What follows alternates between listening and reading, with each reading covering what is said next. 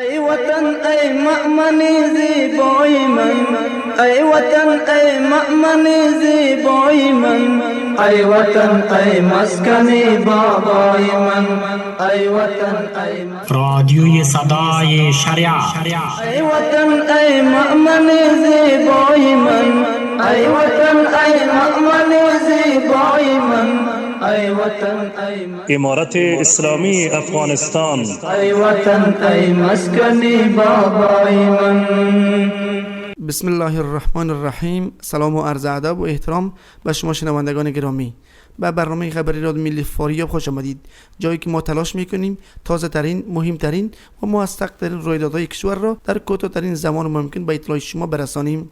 امیدواریم روزتان با صحت، آرامش، برکت و انرژی مثبت آغاز شده باشد. امروز دوشنبه 15 ذوالحجه الحرام سال 1447 هجری قمری مطابق با 11 جوزای سال 1405 هجری خورشیدی. اکنون سرخط خبرها. بازدید وزیر فایده عامه از پروژه دوشی بامیان، تاکید بر کیفیت و پیشرفت کار. تقویت امنیت با آموزش. ده ها هزار نیروی امنیتی با مهارت‌های تخصصی مجهز شدند. استقبال امارت اسلامی افغانستان از نقش تازه چین در سازمان ملل. آغاز فصل جدید برای افغانستان. ثبت حضور 88,000 گردشگر در پنجشیر. طی عید اضحی استقبال گسترده از جاذبه‌های طبیعی این ولایت ادامه دارد. اکنون تفصیل اخبار. ملا محمد عیسی ثانی وزیر فایده عامه در جریان سفر کاری خود از بخش‌های مختلف پروژه سرک دوشی بامیان بازدید کرده و از نزدیک روند اجرای کار این پروژه مهم زیربنایی را مورد بررسی قرار داد. وزیر فواید عامه در این بازدید با مسئولان و انجینران پروژه دیدار نموده و بر تطبیق معیاری دقیق با کیفیت کارها تاکید کرد. وی به مسئولان هدایت داد تا تمام مراحل کاری مطابق معیارهای فنی اجرا شده و پروژه در زمان تعیین شده به بهره برداری سپرده شود.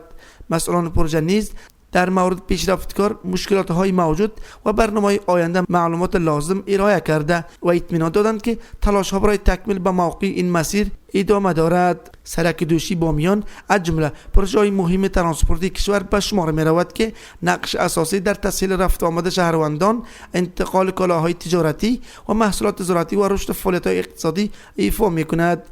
کارشناسان باور دارند که تکمیل این پروژه افزون بر بهبود ارتباط میان ولایات در توسعه اقتصادی، ایجاد فرصت‌های کاری و تقویت شبکه ترانزیتی کشور نیز تأثیرات مثبت و چشمگیر خواهد داشت.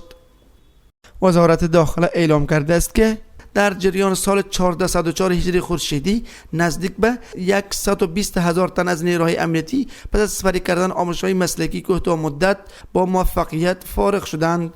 مسئولان این وزارت میگویند که این برنامه‌های آموزشی با هدف ارتقای ظرفیت‌های حرفه‌ای، افزایش مهارت‌های کاری، بهبود نظم و انضباط و تقویت توانایی‌های مسلکی نیروهای امنیتی برگزار شده است. در این دوره اشتراک کنندگان آموزش‌های گوناگون را در بخش‌های حفظ امنیت، برخورد به حوادث، شیوه‌های نوین پلیسداری، قوانین و اصول مسلکی و ارائه خدمات بهتر به شهروندان فرا گرفتند.